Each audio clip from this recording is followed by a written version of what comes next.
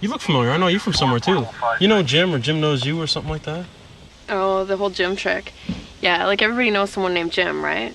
So when he gets in ship or something, he just like throws the name Jim out there, and he figures someone will pick up on it, gives him an in, and then he's home free. Jim really well, don't you, or something? Or Jim knows you? Jim, or... my father, Jim, you mean?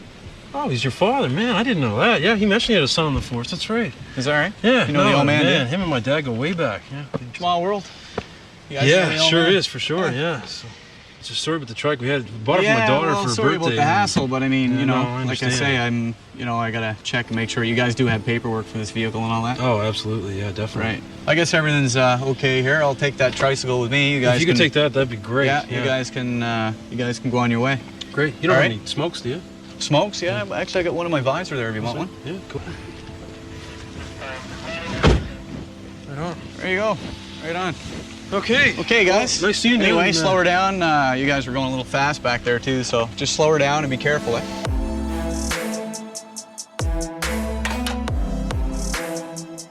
All right, everybody, welcome back to another week of Muskies on Tap. We are bringing to you episode number 166 live from the truck with the boat in tow. The old Lumacraft got her done in Wabigoon Lake at Bonny Bay Camp. The fellas are on their way back, just had an adventure. We did not end up doing a recording at camp. We were fishing hard, staying up late, hanging out with the fellas. We're going to be talking about that right now.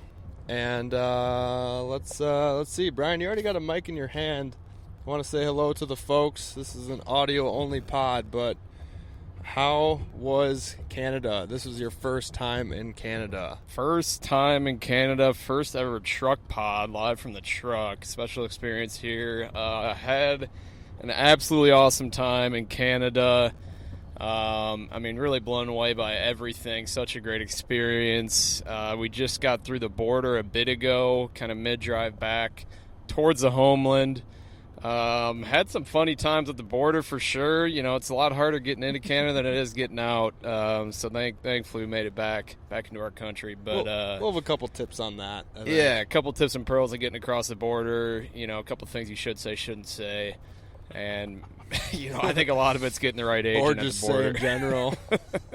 Border Patrol agent is a little bit scary. But, Max, you are behind the wheel right now. How are you processing what just went down over the last week? Feeling good. Yeah, it was a really fun week with you fellas. I'm surprised the body actually held up okay. 7 straight days. I guess 6.5 days. Yeah. Of musky fishing. It was just an overall really sweet experience.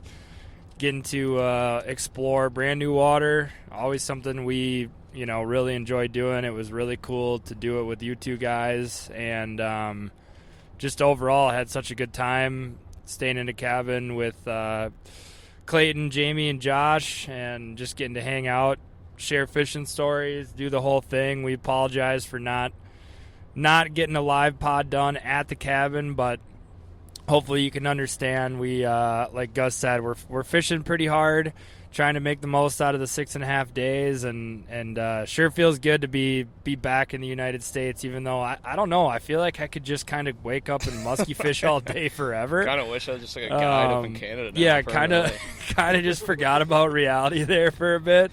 Yeah. And it was a lot of fun. I mean, we I don't even know where you guys want to start. I'll say this, just from being like halfway through our drive right now. The drive going up there with all the excitement's a lot easier. Kind of pulled an all-nighter, with ease. I mean, I took maybe 2 or 3 like 20, 30-minute naps on the ride up, and that was pretty much it. We left Eagle River at what was it? What did it end up being? 1 a.m. 1 a.m. from Eagle River. Met Max in Duluth. Dropped off his car. Shout out to Karen McTavish for hooking us up with a little storage spot for Max's vehicle there. And then hoofed it up from there straight through to International Falls and up to Wabigoon, arriving, when did we get downtown Wabigoon? Probably noonish? Yeah, about 11:30, but I think we need to just put a little pin in the border crossing scenario. I'm going to hand the mic over to Gus. Brian, maybe you set them up a little bit on what happened there at the border trying to get into Canada. Yeah, I just want to. Yeah, I mean, we pulled up to the border, and there's 2 lanes going, and at the time their right lane was open, and we pulled up behind a boat in the left lane, which is closest to like the main patrol border crossing facility. And we debated going to the far right lane because it was wide open, but Gus was like, we're probably going to be up next here shortly, not worth it. Staying with the same party. Staying with the same party. Was ahead of us, and I assume that they're going to describe that like, hey, we're going with the party of 6. If we split up from there, I don't know. Maybe from there I thought it'd be weird, so I wanted to follow them. Yeah. We had been told that the Canadian boarding crossing can be a little prickly as of late, so we may be a little bit apprehensive as we were approaching the border. They were a little rough around the edges, but it's I think they're just probing and prying for info. But anyways, we're sitting in line waiting on Clayton, and he starts taking like 5 minutes, at least 5, maybe 10 minutes. 7 boats that went through the far lane, just whizzing through the far lane. Like they're checking passports, handing them back, and sending them through, and we're like, what the hell is going on? So then eventually Clayton and them pull forward, and we don't really see them. And then we pull up to the window, do the whole, swap passport and IDs, and they're kind of checking at them. And then, Max is like, is that Clayton inside the building?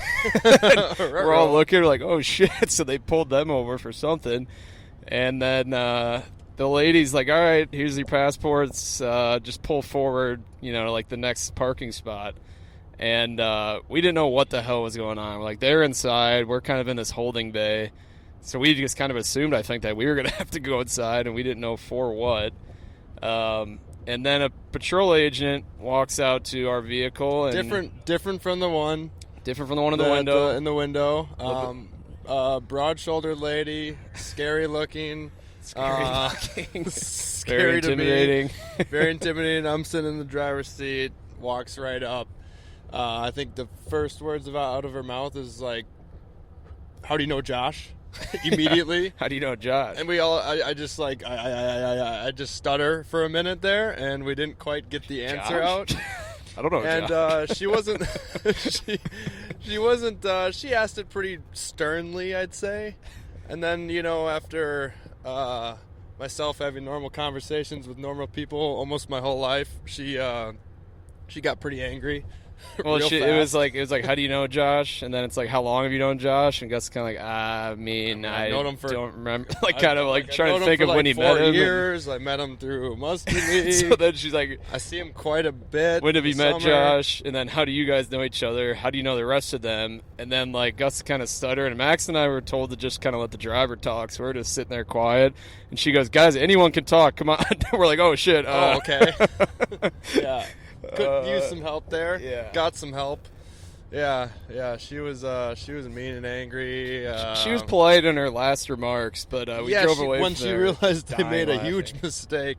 Yeah. So at this time, I think she told us finally to just pull to the side. Well, one thing, huge tip for people going up there, if you are like myself and a guide who just guides in northern Wisconsin, they don't like that at the border at all. Yeah, they lit up. They immediately pointed up. Yeah, when they asked for my profession and I said I'm a fishing guide, they perked up and they're like, "You can't guide up here." So you're taking these people out there for money and getting money from them." That's immediately what they're thinking, that I'd be guiding up there illegally, which I guess is understandable. But I did not know that was going to be an issue. The other problem with why Clayton and the other fellows got pulled inside is because we think they flip-flopped Josh's ID with Clayton's, and they thought that Josh was the guide. So they were just confused about what the hell was going on. And yeah, they're like, Josh, you're a guide. And Josh is like, no, I'm not. I work in construction. They're like, he's lying to us. Yeah, because they asked for Josh's profession. We said construction, which is 100% correct, and that also... Yeah, they might have messed up there a little bit. I think Clay said when they were in the building, they were handing IDs back. Yeah. And they said, like, here you go, Josh, and handed it to Clayton. So immediately from there, Clay just goes, I'm not Josh. Yeah. And they probably were about to beat him up on the spot. It's like... kind of bad board patrol. When they were asking, like, how do you know Josh, I started freaking out a bit because I'm like, this guy like robbed a bank like 15 years ago and was like on a wanted list or something. I'm like, I mean, it just felt very like a direct effort to like figure out. They're like, yeah, we're trying to figure out a little bit more about this Josh guy, and we're just like, why? Yeah, like, what did he do? And then she was gonna ask. I thought she was gonna turn to me and be like, "How do you know Josh?" And I was just literally gonna have to be honest and be like, "I don't know Josh." Which would have just made it really? all. It Going felt to Canada like for a week with him. Everything we were saying just made it sound so much sketchier than it needed to be. It was like just really straightforward questions, but. We did make it through, and it just ended up being kind of a funny thing to laugh at, and we were giving Gus a hard time that we thought we found his new deathly fear is just strong-willed border agents. Biggest fear is border agents. Dead opposite of what I thought. I thought we'd roll up and it would be exactly out of Super Troopers 2 and just some dude with a lot of A's and asking what we're doing, what we're going to go catch, and good this luck and that. catching 'em Hey, up, good luck. All right, have fun out there, hey. Don't have anything bringing up. Okay, yeah. It's just so it I wanted a little different. I think it was kind of what you were worried about when we were pulling up, because like you were trying to get down to cadence of like, all right, here's what we're going to say. I'm like, I don't think it's that serious. And then she just blundered you a little bit. But we were laughing as we were approaching the U.S. crossing coming back today on Saturday. Like how hard-nosed these guys are going to be. And so the guy pulls up. He's like, how we doing, fellas? He's like, oh, I just need your passport. And then he goes, where are you guys coming from? And Gus is like, Bonny Bay Camp. I didn't stutter in that one. No. And then, that's pretty much it. And he hands it back. He's like, all right, have a good one. And we're driving away. And we're laughing. We're like, what if just Gus panicked again and said, we're coming back from Canada. The border crossing. And then, yeah. I immediately blow the first stop sign out of the border. We're just driving out. Max goes, dude, is that a stop sign? I'm like, oh, shit. We're good. We're on the road. We're in Minnesota. We're in the... Dealt with the whole border thing. We'll be a lot better next time. Yeah, so. that's... I think other than that, all they do is just usually ask you if you got anything coming back. And on the way back, they probably just want to know if you got fish. On the way in, they want to know if you're just bringing in all sorts of produce that is unmarked or tobacco, alcohol amounts. Past that, if it's anything past that, you probably shouldn't be bringing it anyways. It did feel like a hero's welcome home. The guy hands us back our IDs, says welcome back, and the gate opens. We just served a week and just came back from war. But anyways, that's the gist of the border stuff that we ran into.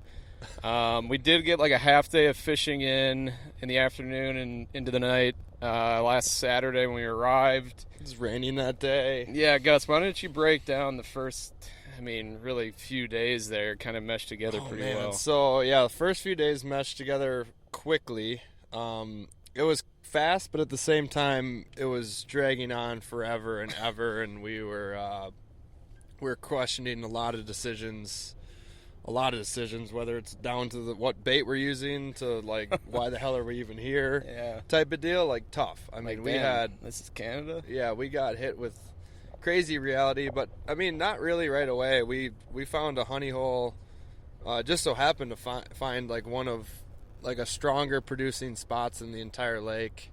Shout out Max on that, one of Max's spots. So if you listen to the last pod, out of some of our spots that we did break down before ever going to Wabigoon, we picked actually some pretty solid spots. Ones, where muskies lived and ate at, which was pretty sweet. We found a quick wolf pack. Max had one crush a 9-10 banger out in the cast, popped off after a second. We're like, whoa, all right. It was like, second, third spot of the day maybe? We didn't know that would start a big trend for us in terms of the popping off. It was third spot, because the first spot ended up being what we called Torrey Pines, and it had fish in it. Second spot was a dud, and then we rolled up to the third spot, and that happened. And then all of a sudden I'm throwing a wood tick, casting up to these reeds and bringing it back, and I could tell I just smashed into some weeds and the blade stopped, but I see this wake back there, and I've been throwing the wood tick long enough that it doesn't make this plowing wake. So I'm like, I got one coming. I definitely have one coming. I go in the 8, nothing happens.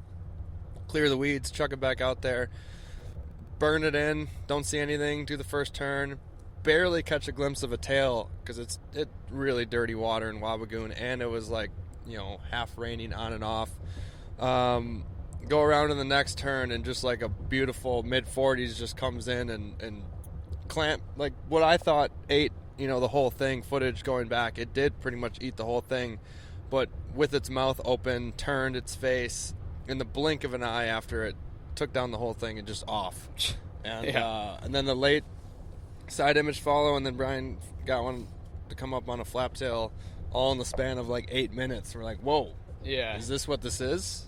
Like, is this what we're getting into all week? And I think after that it got a little tougher Saturday night. It was still kind of hard that first half day. Like, it felt really good getting a fish in the boat. I think we all kind of thought we'd show up and like crush fish and weeds and at least move a ton of them. But like, there was definitely even some dry stretches on day one where like we found gorgeous weeds around an island or a big weed bay and just like didn't see the action that we kind of expected. And then I caught it off a very kind of unassuming rock bar with like minimal weeds on this island and like just out of nowhere. And so that kind of salvaged that first day in a way. But the next 2 days were a lot worse than that even. Yeah, I mean, we just kind of went in.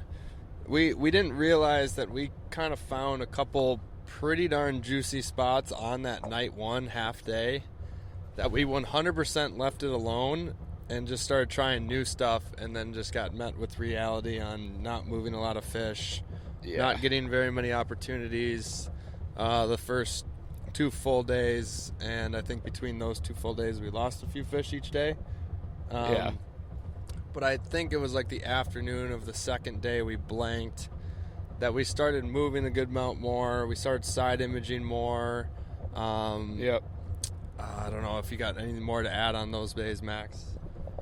Yeah, I think the one thing, and this has happened to us a couple times going to these bigger bodies of water, we're so used to fishing smaller lakes in northern Wisconsin that, are just a little bit easier to break down pretty quickly and, kind of figure out a little bit faster on where the fish should be. But when you go out onto a lake like this, it just felt, it was like, I would say, I don't know if you agree with this, Brian, but a little bit overwhelming where it, if you picked out a spot on like Navionics, you were definitely going to drive by 5 other spots that you visually thought should also be good. And on those first couple days, is like you're getting to know the water and how far away spots are away from each other. Like, that was definitely a thing where you'd look on the map and you'd say, okay, well, that shouldn't be too far of a drive, but then you got to go around like a different island complex to get there. And we didn't really have much great tracking, right away in some areas, so it was just taking a bit to get from spot to spot,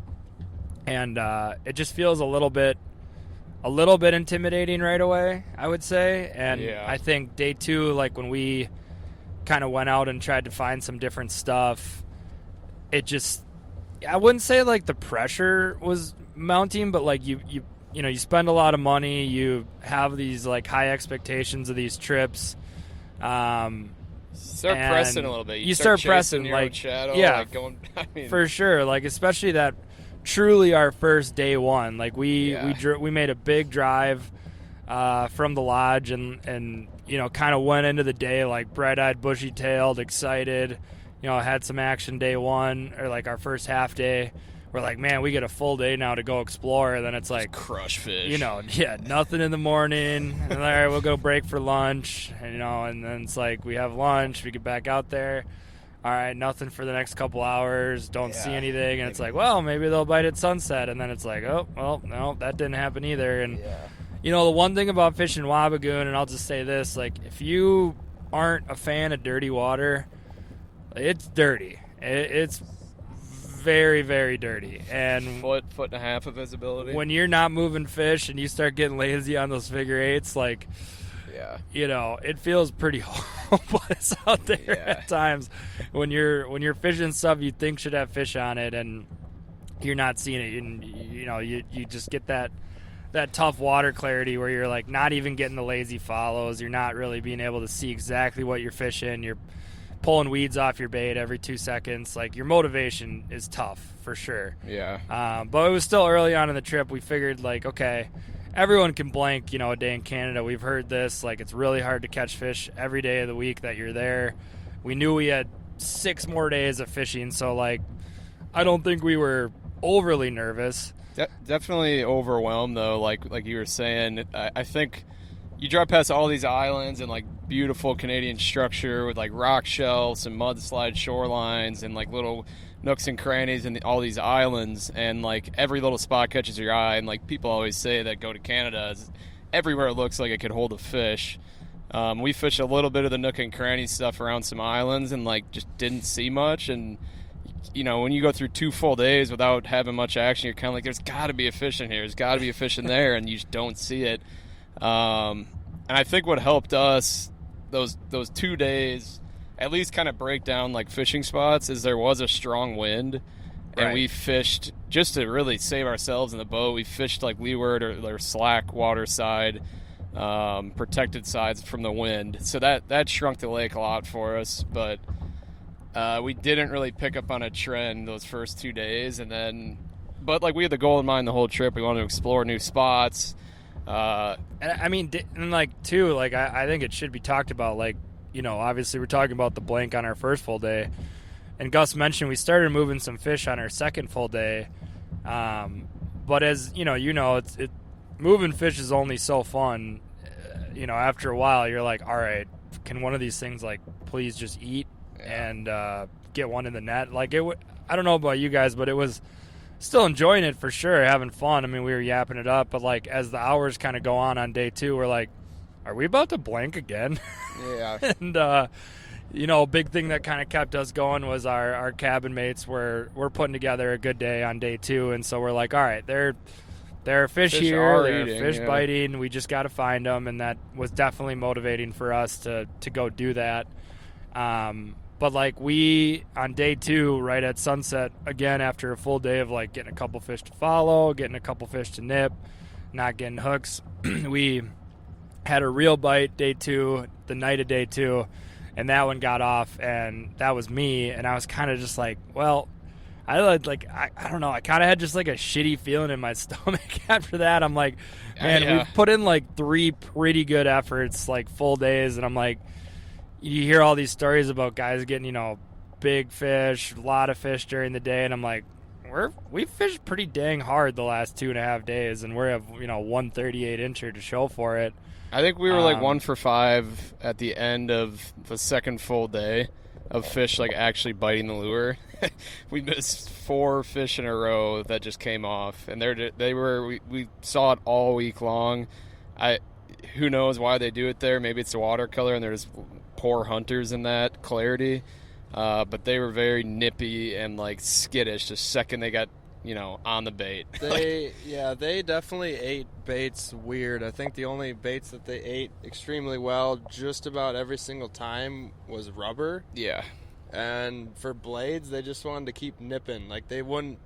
The only one, I mean, we'll get to it later, but we did have one completely inhale a bucktail too. But pretty much every other blades fish, they would fire up on it and then just nip the back. And Brian caught some jerkbait fish that also, after watching the footage, like none of them ever got the whole bait in their mouth. They just swipe it. It just hooks on their face. Yeah. Like there's video footage of them just coming in to just whack it. Yeah. And then the hook just like hits the side of their face, and then you have them. You know, like they're not. The fish are trying to eat it, I think. I don't know. I mean, it all visually happens. It felt like they like are used to just playing with their food out there and going around just like bombing schools of crappie and like flipping them up in the air, or like killer whales that do to seals. Oh, just like torturing their food. Yeah, you get smacked on the cast and you're like, what the hell is that? Yeah, and all of a sudden you're coming into the boat, you're like, oh my god, there it is. It's like it's like trying to, I don't know, chase it away or like something. when those fish turn on, it is really fun because they do fire up and do crazy shit. But you know, they still don't just inhale baits, but they do freak out, which is fun to see. We started getting on a little better pattern when we figured out a few things. I guess we'll just kind of get away from the blank days. We don't need to talk about those forever. So yeah, half day 1 fish, a couple loss, 2 blank days, and then we roll into our 3rd full day, our 4th day there, and we do a big change, big spot style change. We're like, something's got to, we just got to do something different we need to find good cabbage. You know, we were kind of working around a lot of slimy cabbage. The lake was unfortunately low, which we were finding out was choking out and killing some of the cabbage in some spots. And visually you could figure that out very quickly, but we didn't know it right away. We were just trying to put the pieces together on like where we did catch and contact like the numbers of fish to start the week. Yeah. And then we put that together, went to a new area, really broke it down, started driving spots before we fished them just to double check that that actually had what we were looking for. And in that time, we would maybe just either exactly see what we wanted to see, or we'd side image a fish or two on the weed edge. And like, you know, Clay was giving us advice as a much higher Canadian expert of doing Lake of the Woods trips a lot. And I believe he said it's been 20 years since him and Josh have been to Wabigoon. He said once you find one, you find where they're either packed up or they like to go in and out. A lot of fish filter in and out of these spots. Mm-hmm. And then it starts fishing smaller. So we started packing on that information, putting it together, got a game plan, did a full 180, you know, marked a fish immediately on that day 4 morning. Didn't bite. We're like, that's all right. We'll just kind of keep going through. Nothing. Roll up to this next spot. Check out this bay. Half of it's kind of buns. Just not really a lot going on. Yeah, just, part of that switch on day, what'd you say it was, day 4? Day 4, yeah. Was finding the clearest water in the system we could. Like we went through.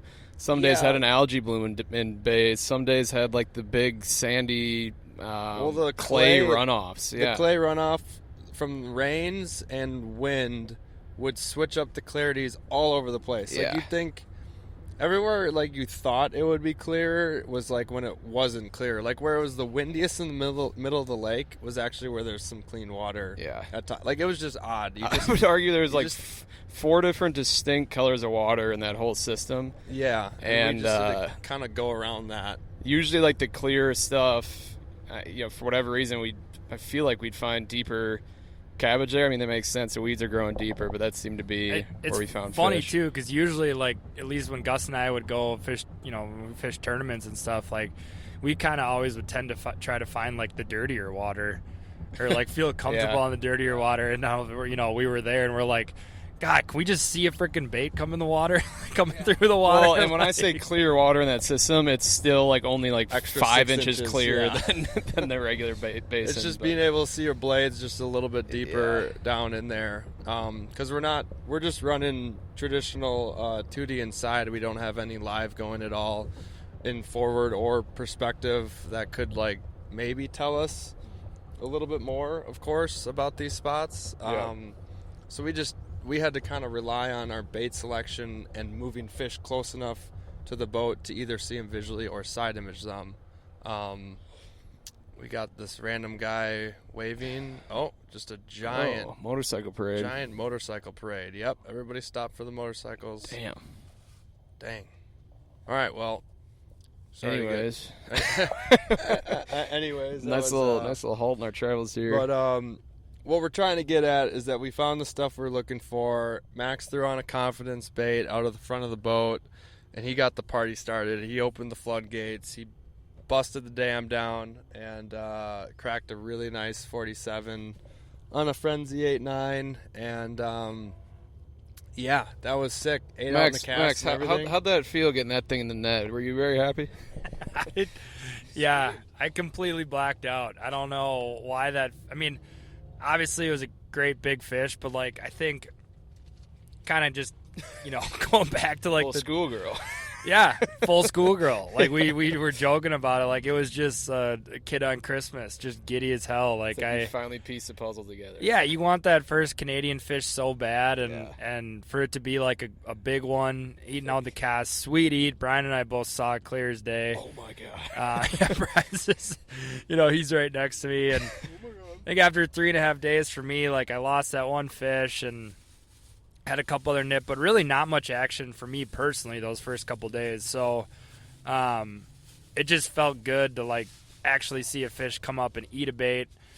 And then not to mention it was, like, this just great big, you know, thick 47-inch Canadian Yeah. fish that was so gorgeous, and fought like absolute hell. Like these fish were supercharged when you actually got them hooked. They were freaking out. So that one we kind of joked all week. Like the joke never ended, but like, you know, we really wanted to see one of these prehistoric giants, and so like we always joked about like, oh my god, this bait's gonna get absolutely choked by like some giant fish, and then like we go through that drought of not really seeing shit for like 48 hours, and all of a sudden Max's comes up and like eats it into this massive head shake. We're just like, holy shit, just freaked out. And like in the dirty water, like those fish they look crazy, especially the big ones. You're just like, God, you can't really tell how big it is. They all feel bigger in Canada. Yeah, you're in water where there's legals or whatever. Not that I ever thought that fish was that big, but like, you can't help but your mind kind of go into that magical mark right away when you see a fish that big kind of coming out of 3 foot of cabbage to, and like too, the way that fish ate, it's like full bucket mouth wide open and just like inhaled the bucktail. Yep. Kinda, actually. It didn't. It kind of nipped at the back of it, but the full mouth was open. I mean, you'll see the footage one day, I think, but yeah, it was. We got a video coming out, maybe 2026, 2027. It was just like a total, like, I think everything kind of just got easier after that. Like, we were in a much better mood. Fast and Vermilion right now. Hey. Dump the boat in real quick. It's noon. I think we'd have plenty of time. That afternoon moon phase has been really good. Stick to the script here. Stick to the script. Back to Canada. God damn it! It's like the car just keeps wanting to pull left to Vermilion right now. Just tractor beam sucking me in. No, I think that was like the sweet relief we needed. I think we were fishing a little tight, just needing the dam to break open, as Gus said, and that fish kind of got us feeling loose and getting us a bunch of confidence to go find similar spots in that area that we felt like we could go get some fish. So that one felt amazing. I did scream. It was a lot of fun. Just an overall like great fish I'll remember for sure a long time.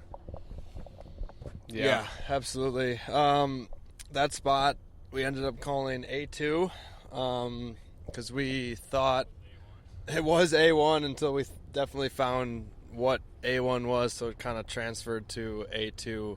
Yeah. And Brian caught a 38 and a quarter. No, that was the 34 and change on the. Sorry, 34 and 3/4 on the Mash Customs double 9. Double 9s in the figure 8. Probably 40 yards down from where Max's was released. Yeah, and I lost 2 more in that spot, all in that same time frame. Yeah. That one was for sure a musky. One of them was a 50-50. Yeah. But since it came off, it probably was a musky. Every time a fish Yeah, comes and off, then it's a musky. If another it stays pinned, it's a pike. Big weed bay, another like 40 yards down. Max gets another follow by like a 40-inch size fish. So we finally had like a burst of energy. Like, all right, this is Canada here. Like we kind of figured it out. Figured something out, and then we just looked at the map, looked at Navionics as best we could with what we had, looked at satellite, found weeds in any bays and cuts we could get at, and that's when we ended up finding a spot. This is also the time, important to note, because it was a trend pretty much all week, is like the prevailing wind coming in to this trip and for the first few days was a west wind or a northwest wind. So a lot of these fish we noticed were like moving to the calm side, the wind protected side, and not the wind blown stuff, because that wind blown stuff was getting super dirty, super like it would hold a lot of the clay that would push in and just churning up the lake. Yeah, so we're finding all the calm stuff we could on any part of the lake. Like it was definitely windy, but the old Lumacraft handled the waves really well. I mean, I got a little wet because I'm rocking a tiller, but I mean, rain suits aren't that bad. I mean, I'll just slap that thing on and I'll take it. You guys can turn the other way, but we were still bouncing all around, and we found just these spots that would definitely have some kind of like current breaks where like half the spot was still windy, but then half the parts of the spots were calm, and Yeah. We just started bopping into these bays, and after Max's really nice one and Brian's right after that, and we losing some fish, I want to say we at minimum marked or raised a fish in like our next 7 spots. Yeah. 8, I don't know, something pretty. It was like 1, 2, 3, 4, 5. Every spot 6, we'd pull into, 7. you'd mark one off the backside on side image, be like, all right, I guess they're here. Yeah, guess they're here. So let's just keep rolling and casting at anything we can in this bay, at all the cabbage we can find. And we tried to match up after that first spot where Max and I caught one, and we moved a few others. We tried to find other spots at the lake that set up similar, with a similar facing shoreline. If we drive through and see if they had good cabbage. And, ran into a lot of them that day. Like you said, next few spots we went to, all marked fish or caught fish. Yep, I think I lost a really nice one, like a mid-40s on a Red October that had the tube gone, like completely gone, to where when I was trying to jump, I was jamming the rod tip in the water, just yelling at the fish to stay down. Stay down. And Brian's like, what's it doing? Yeah, I'm like, it's jumping because it inhaled it. Gus is fighting it from the back of the boat, and it's currently up at the trolling motor up by me, and its face is pointed up at the sky with its mouth wide open, and you can tell it was like slow-mo, like it's about to just freak. And it sat there with its tail down, face up. I'm like, what's it doing? Gus is like, stay down, stay down. And all of a sudden just jumps and chucks it. Just chucks the tube. It had it so far down there that it never even got a hook. Yeah. It just folded the tube in a little piece of paper in its mouth and it just shook it like it was nothing. And I'm like, oh my God. That was hilarious. These fish, starting with damn near all of them went airborne. Like, I've never seen so many fish jump. It's because it's shallow water. They got nowhere else to go. Yeah, that's true. That and the tarpon jumps where they're just kicking their tail all over is sub insane. 6 foot muskies in dirty water and cabbage do some crazy things. Yeah. A couple of those had never been hooked before. Eat, it felt fight. like. Yeah, it felt like they either have never been hooked or haven't been hooked since like 2023. So Forgot what it which feels is like. pretty sweet. I mean, I don't know. It was just a lot of fun. Like Max kind of whispered, he didn't have the mic on. It was like the best musky day of our lives. Just on sheer fun factor and finding everything was new, full exploration on our own, just spots out of nowhere that just on the fly looked good. One of the coolest things.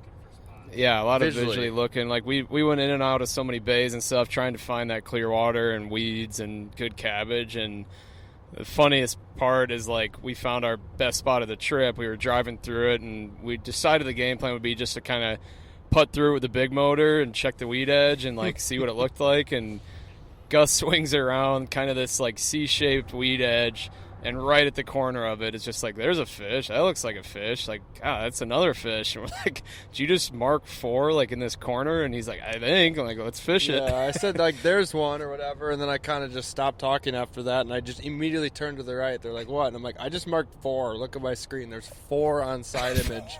Right now, perfectly set up on the weed edge. Like, we're going to fish it now and quit mapping the rest of it. Spin it around.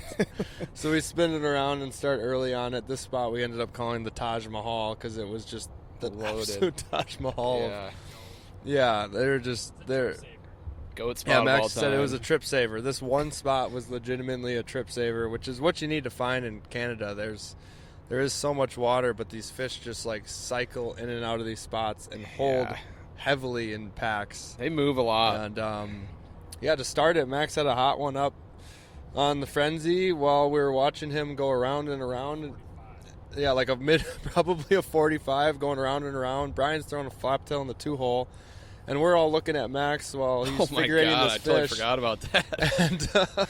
And I have my bait out of the water. Brian's bringing his flaptail in halfway, and we have no idea that there is a 47 to 48 just nosing his flaptail as he's bringing it in, and we're watching Max figure 8 another big fish. The footage is so funny because I'm like mesmerized with this fish that Max is playing with, and it just like it went around Max like 3 or 4 times. And so I'm still looking over my right shoulder at Max, and all of a sudden I look back, my bait's 10 feet away from the boat. I'm like, oh my God, just slowly creeping with it. It's so funny because, like, we're we started fishing that spot, and I literally remember verbally out loud saying, too much hype, we're not going to move any of these like fish. We took 20 casts, didn't see anything. We're like, Yeah, and then like right after I got those words out of my mouth, I'm like, oh my God, here comes one. And like we should have been more like alert. Like the fact that Gus, marked all those fish on SI driving through it that first time, like we should have had our heads on a swivel a little bit more. And there's Brian just staring down at my lure, and Gus is like, Brian. No, I think Gus and I saw it at the same time, and we both like gasped. It was like a giant wake behind his flap tail, and the thing is literally like 1 inch behind it, just nosing it. The video is just so funny to watch back because you can see the fish for a while on the GoPro. Way before we both see it. Way before we do. Wide angle lens. And I'm watching Max too because my bait's out of the water. I got nothing else to look at. Yeah. You just forgot you had a bait coming in. And yeah, I think she turned off it right along the boat, but. Yeah, well, we'll get to you, and Topwater follows in a little bit. Yeah, that one wasn't botched. That one was very calm, cool, and collected. But later on in the trip, maybe something else happened. Anyway, Gus, what even happened in that first drift? Because I can't even remember what happened after that. We ended up only catching one, but we moved like 5. And we moved like 5 or 6 in total fish. Who caught? I think you did on the tube.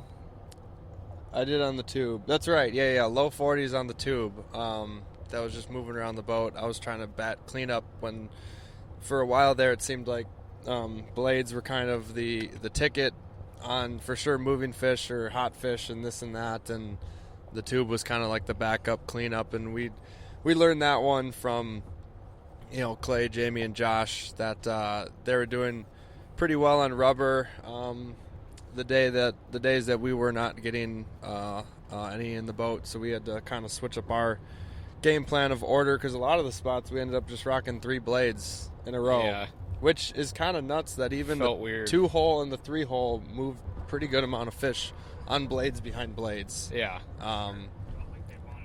All week they just were like calling for specific blades. Sometimes I don't know about color exactly. I mean, in dirty water, you can get away with kind of whatever you want. It was such patchy cabbage. A lot of the time, I mean, we had multiple smackdown eats. Like, I wondered if we were throwing 3 wide blades, if it was just whoever landed closest to it. Yeah. And it would follow in. Like, it was angle, too. There was actually extremely surprising when we were doing some of those, like, 3 wide blades, or at least minimum 2 blades. We were staying off the weeds and getting front door side image fish that maybe moved a little bit on one blade, or no blades, and then when you like turn the boat and you're up in the weeds and casting along them, then they just come blazing in.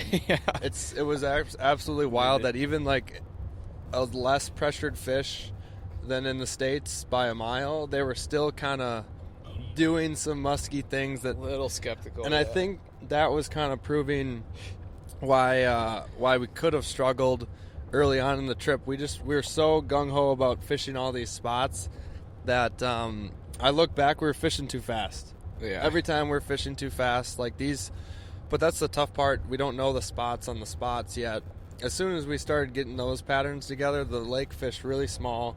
We could go back and fish the cherries, which were just the whole spot still, and fish them from 0.5 to 0.6 miles an hour instead of closer to 1, trying to like bop around with blades. And we were just not picking apart the cabbage better, and we were getting bites going inside out along parallel still from the outer edge. That day 4 really pieced it together for us and kind of, like you said, shrunk the lake, narrowed down. We kind of knew what we were looking for then going forward.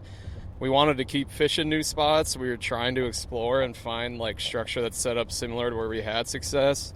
But like it was pretty easy to tell when we'd go off and explore whether or not there was going to be fish there just based off weed quality. There was a trend too we seemed to find with like having a nice weed bay close to deep water or close to the main basin. And if we got too far back at times, it kind of felt more like Dead Sea back there. If you found...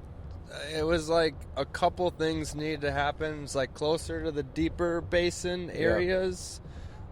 We didn't like the really, really heavy winds blowing into spots. They either needed to be calm or like some kind of current break going on there where you could tell there was a little bit of some switching of the water tops. Yep.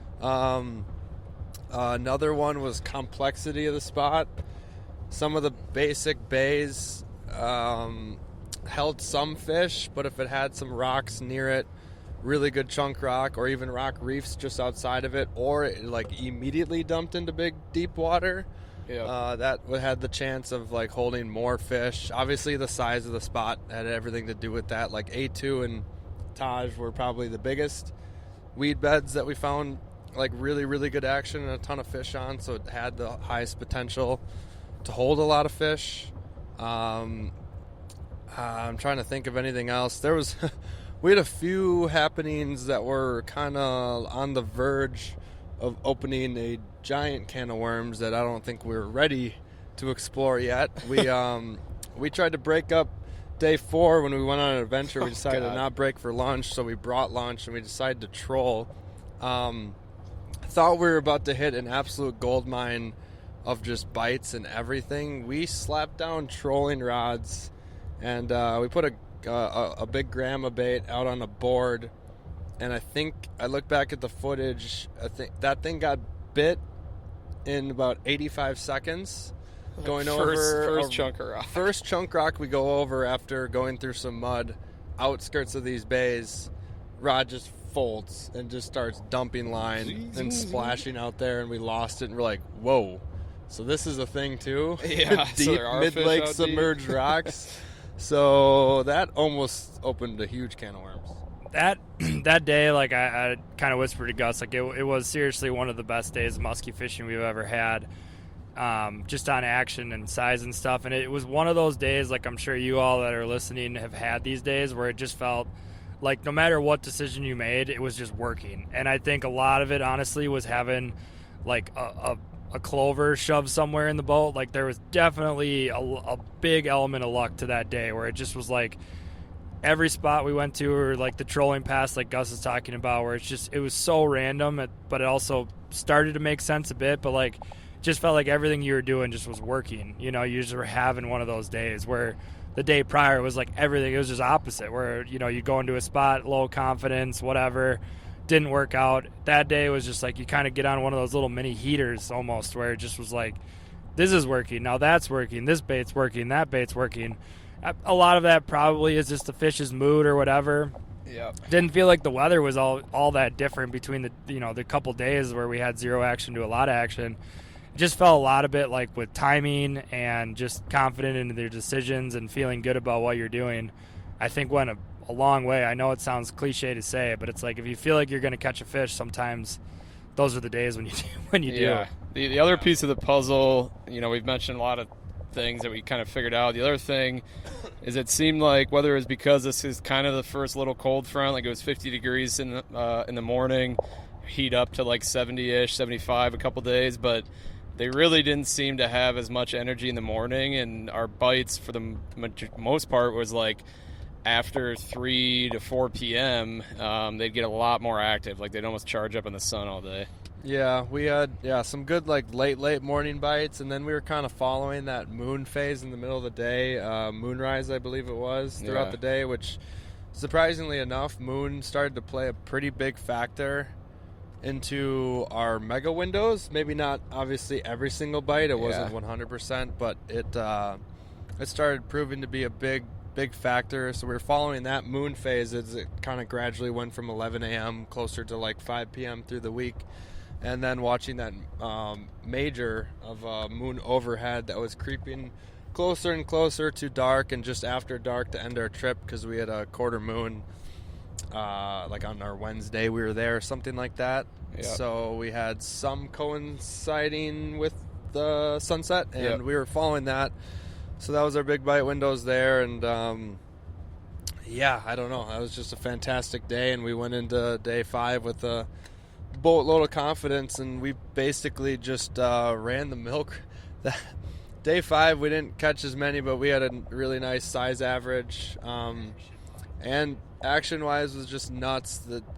That day 5 was, even though we caught less than day 4, we should have had more. Yeah. a lot more. We left a lot on the table, actually fully hooking and losing fish. What did we go? Watching 3 fish- for 9. 3 for 9 on 11, actual bites. I don't know. Yeah. Something absurd where it's hard to find that action in the States unless you got like the perfect storm. And I don't know if it was just a combo of like, solid baits, knowing the spot. Yeah, we were able to like follow the spots on Moon, and we were able to probably go after fish that haven't seen baits in a long time or something like that. Because we could tell by the end of the trip we burned through those spots pretty good. Like we didn't leave a ton of meat on the bone, maybe a little bit if you let them reset. We stung so many of those fish. We stung a lot, so them. I think a lot of them maybe stayed. I bet you we re-raised a couple fish. We 100% like ended up catching some fish we raised early on. Yeah. All that sort of thing. So we just started to burn through those spots. But that day 2 of catching, which was day 5 or whatever, that was still just full on absolute madness. Yeah. Of burning blades. I had one of the most insane encounters at the boat at my feet where it's like 45, 46. I couldn't keep the bait out of its face long enough. That was when we started messing around with speed more. Was I think day 5, and then you had that fish. And then we started to realize that speed got these fish cracked out of their minds. And we couldn't. Couldn't get him to eat in the 8. I've never seen a fish come in seeing as much red and as just ballistic as he did on your double 10s. So I had these double 10s out. This was what I was describing as one of those front door fish that didn't move, and we got up in the weeds and gave it a different angle. And second turn, even after doing multiple turns in the 8, it just popped up out of nowhere. Like it wasn't rises on up it. Right behind it. Just rises it up and it's on. I'm like, oh shit! All right, here we go. I just start doing my typical Wisconsin figure 8s, just blazing it in. And instead of like the Wisconsin fish, definitely following it pretty hard in the 8, sometimes burning it away and coming back up, they typically T-bone. A lot of Wisconsin fish in the figure 8 T-bone. That's what I'm used to. Yeah. This fish was so hot, it was always behind it. Touching it almost. Never left it, and it was trying to nip it in the straightaways, trying to nip it in the turn, trying to nip it in the hang. Oh. Like they wouldn't just like follow it and see it slow down a little bit and then T-bone it. It was just like I just want to just keep biting it. Insane. I was laughing so hard. I like looked back as you said, "Oh, here's one." And you just start gunning it, and this fish is just throwing water, just pummeling this bait. Absolute racetrack down and like there. it ate it, and then you set the hook and like pretty much came off, right? I set the hook because it freaking nipped it, and I finally felt it, and I just I panicked Pulled and it through. It didn't eat way up in a corner. It ate as I was going into the corner, so I just had a bad angle. I didn't anticipate it eating there, so I didn't quick set back. I don't even know setting back into it. Probably could have worked too. I don't know. I'll post a video. Everybody can flame me for whatever I did wrong. You can always I don't look care. back in hindsight. I literally, wonder, it doesn't matter. But nipped it and got it. I thought I jabbed it right in the top lip, and I was pulling, and I had enough tension that after like 3 head shakes of the fish, the bait comes flying out and wraps around you up front. And, yeah, I was just fucking. I just remember laughing like, holy shit. Never seen a muskie with that nuts and just stay on that a nuts bait that moving big. that fast. Yeah. Yeah, and just a big thick fish, and like, I mean that was one of the cooler interactions. So I was hoping to have one of those of my own throughout the week. But, dude, it was just foaming at the never mouth. got the chance.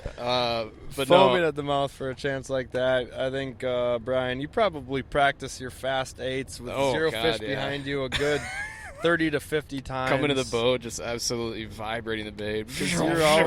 You're a silent guy when a fish comes up. So like all of a sudden we start seeing you, bend your knees a little bit and lean over. Hey, Max one. and I like look over, like what you got going on, buddy? Yeah.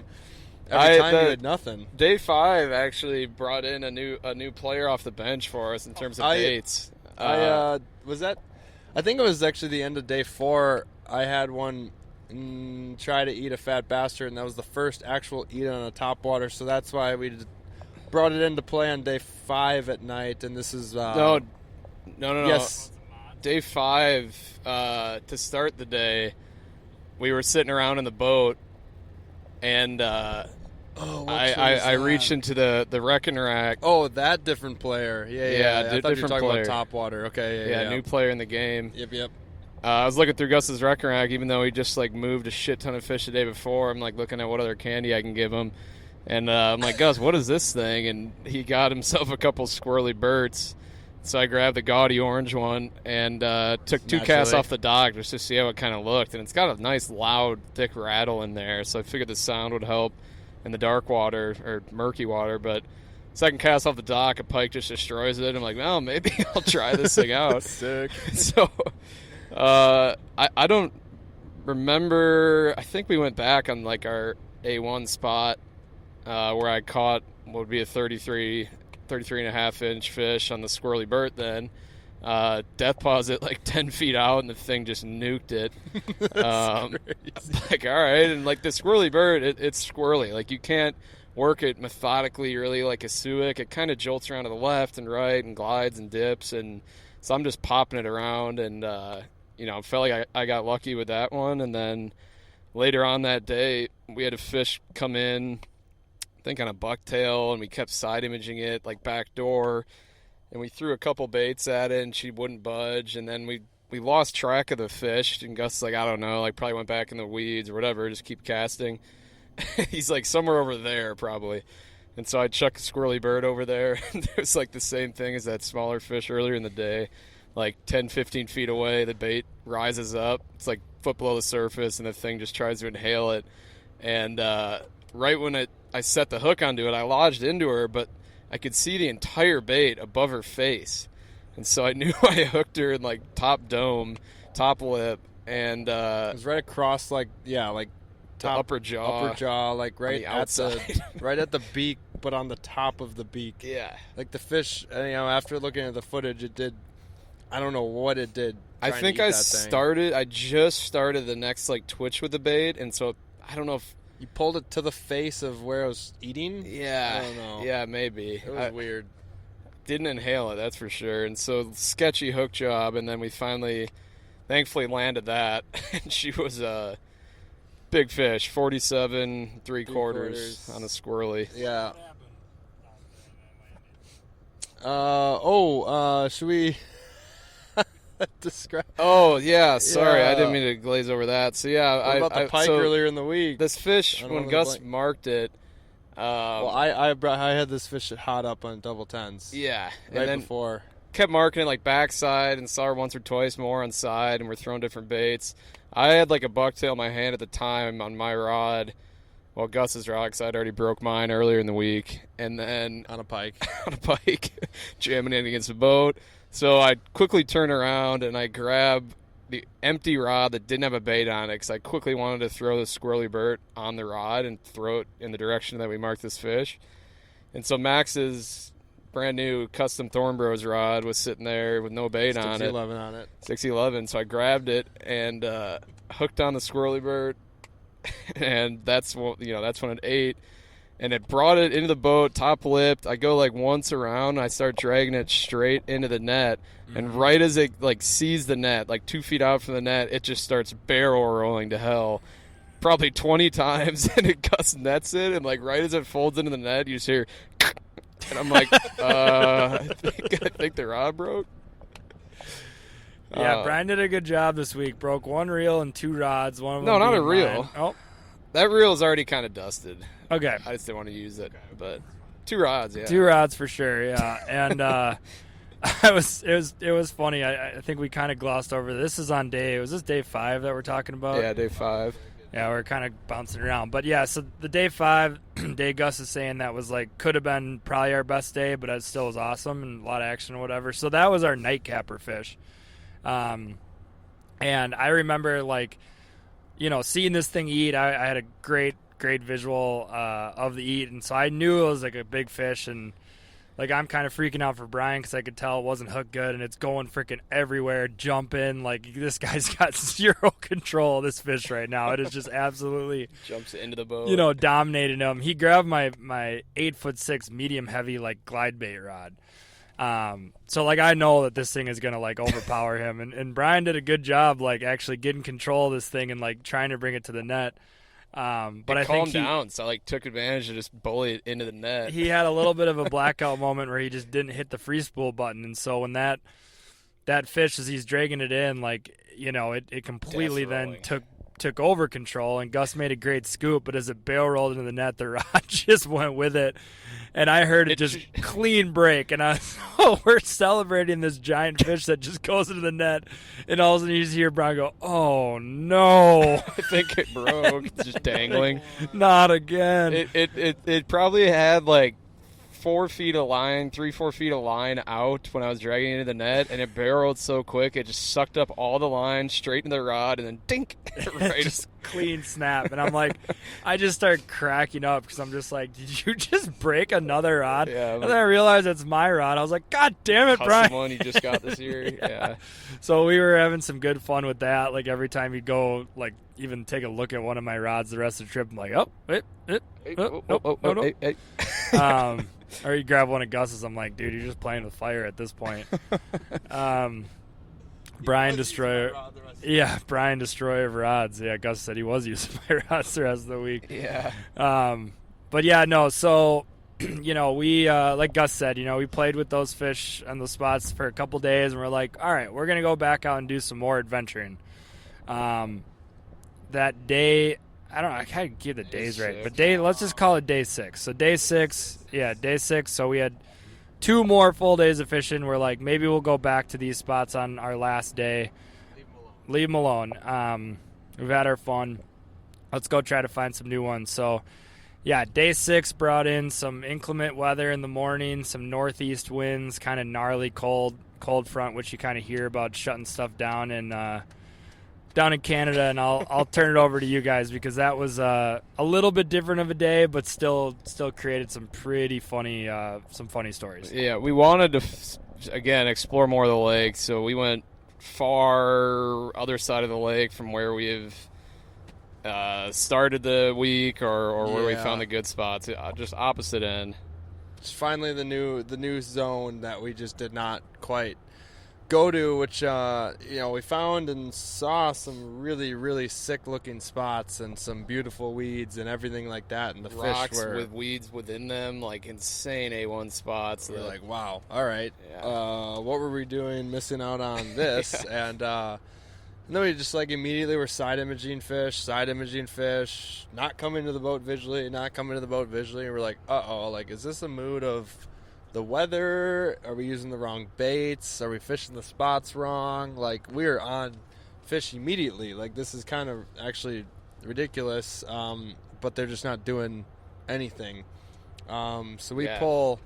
Like, when usually the fish we'd mark would be swimming around and we'd lose track of them. These were just sitting there, just not moving. Yeah. I don't know if it's a cold front or what. Like, usually the ones that, like, when you kept marking them near the boat, like, they'd eventually kind of come in on something and, like, maybe try to attempt on a bait. Or but just no, be swimming around. These were just glued. These were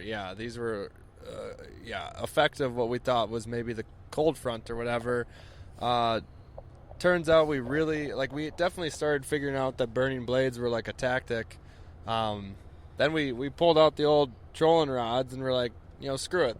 These fish aren't going to eat. Let's this is kind of a long, big spot. Let's and we want to still fish weeds, so let's slap in the old spinner baits, and we hooked on couple different baits, and I've done this plenty of times. Max, Brian have never done the blades trolling, so they were pretty maybe Max once. We've tried trolling topwater, which I'm kind of mad we didn't try again this week. Okay, yep. We'll put a bookmark on that for next time. Yeah, for sure. And they were pretty surprised as I was letting it back and then just setting in the rod holder. They're like, how much line do you got out? And I'm like, not much. 15 feet, 10 feet. 10 feet or whatever, not much at all. Like, I'm like, we got weights on this. Like, we're trying to bounce in and out of the weeds and everything, and we go into open water to put the rods in, turn around, go right over where we had a fish that would just not come unglued and just not even come to the boat at all. And like, before we even got into the spot, rod dumps in like the first minute of trolling. So like, a lot of our trolling scenarios were just kind of crazy happenings. I don't even know how to explain it. Like, we just dumped in the rods at the right time, and I don't really know. Right time, right fish, and whatnot. And it just starts ripping really fast immediately. I grabbed, because we just called rods at that point, and it was the rod I called. It was on a Big O's, I think 3 ounce, using one of his bigger spinner baits. Shout out Big O. That bait moved a lot of fish for us. Yeah, once we caught that one blazing, not 2. We caught 2. It once. Oh yeah. Once we got that one blazing the bait in right over fish that we were literally just casting, we kept trolling. No more bites the rest of that day doing that tactic. But as soon as we were done, we're like, okay, these fish are not coming unglued. We're going to try the speed. So we started casting blades again, wood ticks, spinner baits, and blazing them in, and then realizing that they just needed that to do some absolutely stupid things. I think I had one come out of the water to try to eat the Big O's at my feet. Or looking back at the footage, it had the whole bait in its mouth, and then it just came out. Like it just... Never caught a single hook. Never caught a single hook, and just absolutely was barreling after it. Another blind eat on the figure 8 that came out of nowhere and just completely like T-boned. I think it ate the whole thing. It like ate the bottom part of the spinnerbait and the top part. Yeah. Looking back at the footage. And then Brian had one smack a wood tick, brought it back, and there's a tooth in the bait. Yeah, way up in like this massive weed flat, but like way on the inside off some reeds, and like probably, I don't know, 20 feet into the retrieve. It just rolls on it, saw the fin, and then didn't feel a ton, just like a quick peck. And then I didn't realize it till, quite a while later, like probably 15 minutes later. I'm like, oh, there's a chunk of wood here and a tooth in it. There's a fresh wood tick, too. Yeah, so just didn't get hooks on that one. Yeah, there's another one, and then another one did that on Burning Blades. So we were kind of like, even though we got the one in the morning, we were just like, kind of what the hell, this is kind of a flip up of what was going on the day before. We weren't able to get really any cast backs. The rubber bite just completely died. Like, we were 1 for 5, I think, at that point. Yeah, 1 for 5. It was just another kind of like, oh shit, here we go again scenario of like, hey, we just can't get these fish to really go. But in that area where we had a ton of them try to eat, it was actually all pretty much in one bay. We go back there during the major, and we go back there and chuck some top water. It's really nice for top water. And it was really calm, really and calm. It was major, and it was coming up to sunset. And the guy behind me, Brian, was throwing top water. I was throwing the, what is that big actually called? The big dog? It's actually called the Tom's Custom Big Dog, but we just kept calling it the Big Bird or Big Banana or something like that. Boat, yeah. So that thing, it's kind of like a different subtle pitch paddle tail topwater. Misdescribing a little bit, but prop style bait. Prop, not paddle, prop. So yeah, just bombing that thing like a million yards down the weed edge and into the weeds. And it's like right at like peak when like we're assuming that there's going to be fish chewing topwater. And bomb it in there, and I'm like halfway back into my retrieve, and I just start speeding it up because, like, we found the speed thing with the blades. I figured maybe it'll rile one up, so kind of gunning the bait in, and like right as I do that, just massive wag right up behind this thing. I'm like, here we go. I think I got one behind me. No, you said, oh God. Max and Gus look over there like, oh yeah. Away from you, all of a sudden I just hear, oh God. Giant wake. I'm giant like, oh wake, yeah, here we go. And I pull it into the boat, go left, right back towards Gus, and the fish is like touching the back hook. And I get to Gus, and I'm just stuck. And I didn't move my feet, so I flip the bait 180 straight back across its head. It nips. And then they're like, oh, and then the fish disappears below the clarity line. Can I just pause real quick? What? So, this is as hot as Gus's big fish was the other night that he talked about doing the figure 8 at 1,000,000 miles an hour. And I really wanted to after do. that, Brian's like, dude, that looked like so much fun. And he practiced this like burning figure 8 like without a fish behind it all day. He's like, if I get one that comes into the 8, this is what I'm going to do. Like, I'm going to go here, I'm going to go here. And so, like, this was his moment to shine. I mean, he's got this great big fish coming in, like, definitely a 4-footer. Right. At least, like, and that's where we kind of, Gus and I perked up, like, oh my God, here it comes. Like, this is the moment. We're going to get our big one.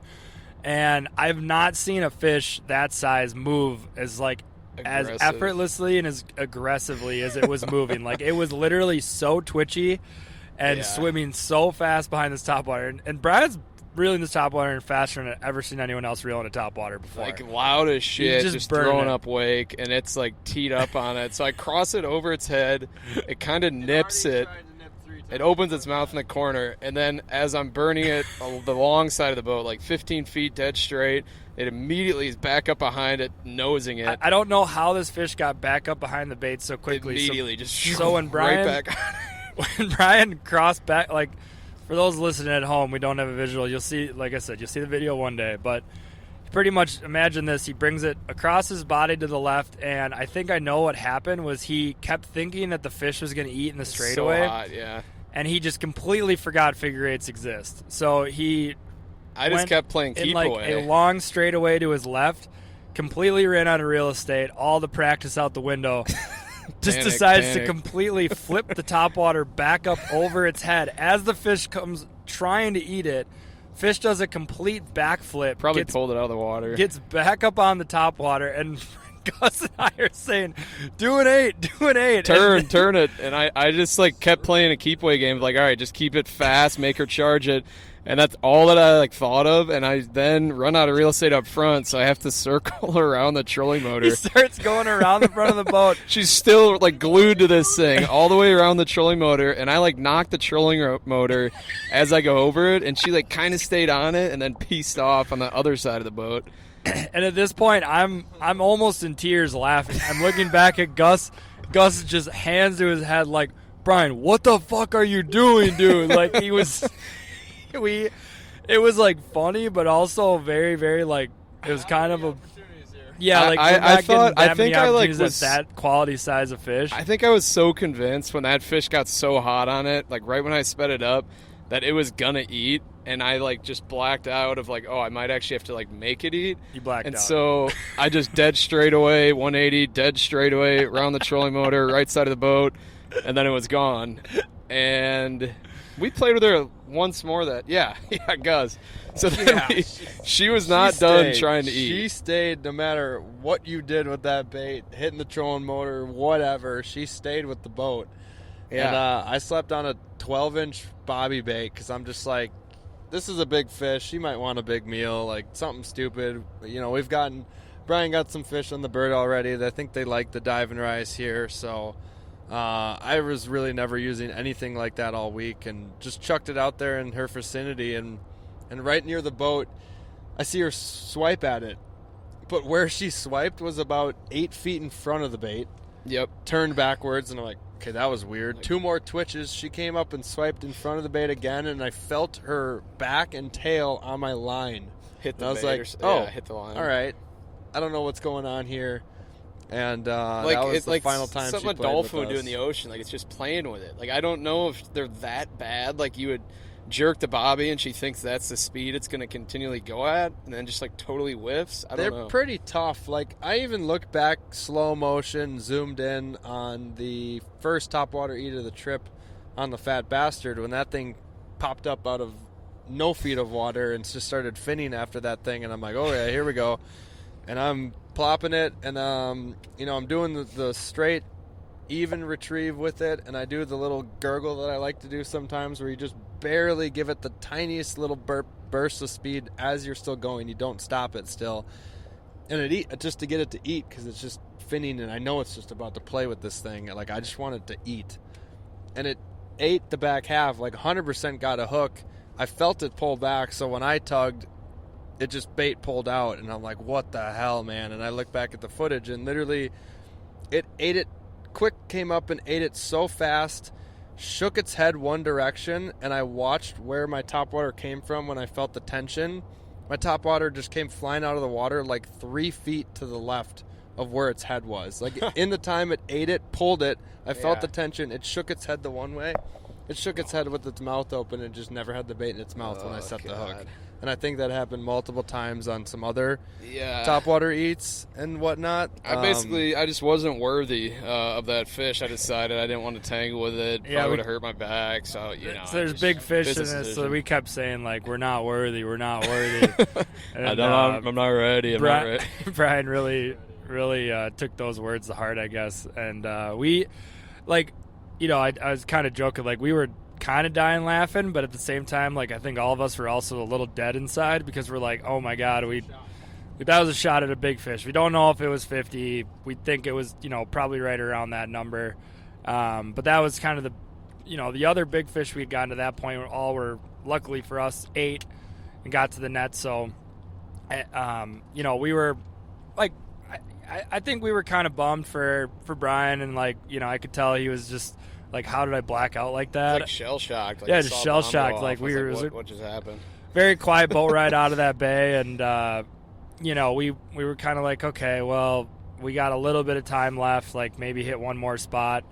But I would say we were a little down in the dumps. I mean, would you agree with that, Gus and Brian? Yeah. I thought we missed the window. As teed up as that fish was, I was like, well, that probably told us that most fish just ate, and she didn't. But I thought we kind of missed our op that night. And we really only had, 20, 30 minutes of daylight? Yeah, it was getting kind of dark, and I'm assuming they probably don't want us coming back stupid late. And usually dirty water at like pitch dark isn't really kind of the ticket. And they're long days. We don't need to put them in that much later, and we had to eat dinner and everything like that. But it was enough time to call for another spot for sure. And we roll into that spot. It's getting dark. I'm about to pick up the 10s that have been getting a lot of action for me, and Max just says, nah, go 13s, go with the supermodel. It's like big girls love big baits, and I'm like, oh, that's kind of true. And it also was moving fish, the supermodel, and hooked and lost some fish that were kind of nipping and whatever, but I was like, all right, curious with that big thing. I was like, all right, well, I'm gonna chuck that. So first side of the weed bed, one randomly just like shows up on me pretty quickly into the spot, and then I turn, and like as I'm turning, it just pops up out of nowhere and just quick hit and gone, or like hit. I think I had it hooked for like 1.5 seconds and Little gone. guy. Little guy, 34, 35, that just smacked the supermodel. I'm like, oh God, like really? That's such a kick in the nuts after like what just just add happened. another fish to the tally there would have been nice. Just another lost fish on the day. Band-aid over a big wound. These last 3 days are just like so much. Yeah. That's right. Yeah, casted for 12 straight hours. Our only fish that we landed was trolling, and we're just getting our ass kicked out there and just kind of down in the dumps. And I think you guy Brian was maybe a little hungry. Yeah, I was pretty much about done with that day. But I mean, in my mind is just I'm on the water a lot. In my head, it's like, all right, that a big fish just tried to eat. This is a big fish area known for big fish. We got to stick it out for a little bit. Like, the moon phase ain't done yet. Let's just kind of roll over to the other side of the spot and just work into these weeds and kind of find the edge, and just, I don't know, just keep chucking for a little bit. Like, not try to fish the spot big, just fish it small real quick. And I'm just chucking we're in the dead center of the weed bed, and I'm chucking left, I'm chucking right, backdoor this and that. It's weed pockets, you can't see shit in there. It's getting dark out. I don't even have the headlamp on yet, but I'm still running the cameras. And I have a backdoor cast that I kind of cast at an angle in front of the boat, so I don't really know what's coming. I can barely see the tassels of the weeds on top, so I can at least make an educated cast to not cast directly into one of these weed beds. And I bring it in, I kind of do one turn, I look back at the other side of the boat where my screen is, and I see a little blip on side image. I'm like, well, that's kind of weird. I do another turn, I kind of look back at the side image, and I'm like, oh, it's still there. And then I get real. That's when I do the locked in phase of lean forward in your chair a little bit. Lean forward in the chair a little bit. And then after like the third turn, I just see like a tail kick barely. I'm like, oh shit, here we go. All right, and then I start speed it up a little bit, get the fish fired up, go around, try to play a little keep away. I can tell, even though it's dark, I can tell this dumb freaking fish is trying to nip again. I'm like, this is pissing me off. Like, I got to get this thing to hang up in a corner And finally on the right corner, I just pull it up. Actually in the corner, this fish inhales the supermodel to the blades and gets hooked in the center hook and just starts shaking immediately and throwing Loud just noises. a stupid amount of water. Yeah. Just whitewashed and just shit's going down. And then I kind of free spool. Brian, it's that little button on the reel where you click it and then put your thumb on the line. I would have been happy. I'd have been happy to lose a rod to that fish. I know, same here. And I could just tell that this thing is just gone in its mouth. I can only see the blades. It's shaking like crazy. Definitely it's either corner pocketed or up in the top lip, or I have multiple hooks. I don't know. I was very confident in it that I'd stood my ground, held the rod to the left, kind of away from my body, the direction that I set the hook, and it's just shaking on the surface, shaking like crazy. And then I'm kind of telling Max where it's going to be, like get the net down right there, like it's going to be right here. And he puts it in, and I'm just immediately seeing the head come up and how it's folding into the bag. I'm like, big one. We got a big one, boys. Like, we got her done. Like, we finally boated one in the figure eight. Yeah. Where it went around multiple times and actually ate. Like, I don't know if... It was so dark. We didn't know how big it was originally. We all kind of looking in the net like, that's a big fish. But, like, Max said, like, thick 45, thick 46. And we were just kind of like, yeah, like, probably. You couldn't see the tip of the tail or anything. It was so dark. Yeah, it was really dark. And when I netted it, it came into the net, like, really clean. But I remember, like, as it came in, like, I had to get an extra scoop almost to get, like, the whole fish in there. But I didn't know, like, where the head went in. So, you know, like Brian said, it's dark. I'm looking down in the bag after we get in. Gus had hooked it on the backside, so he's like, hey, can you bring the fish around the front of the boat?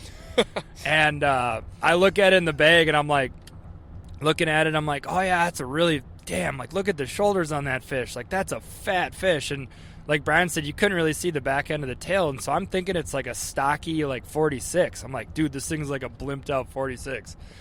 And Gus is like, oh, really, or whatever. And I think in his mind he knew it was like a bigger one. And Brian looking at it, he's kind of like agreeing with me or whatever. And then, yeah, Gus tells me, hey, bring the fish around the front of the boat. And I start to try to pick this net up, and I'm like, I can't freaking lift this thing. And I'm like, it's so mean. It's like it won't allow me to, like, get the bag up. Like, you know, normally fish, if you hook them on the other side, you can get around to the other, you know, trying to get into the net buddies so we can work on the fish and do all that stuff. Usually it's really easy for me just to take the net, bring it around, and I'm like, dude, I can't freaking do this. My hands are wet. I don't want to dump the bag into the water and lose this fish. Bending over. Yeah, or like, and there's a bunch of rods everywhere on the, you know, that side of the boat.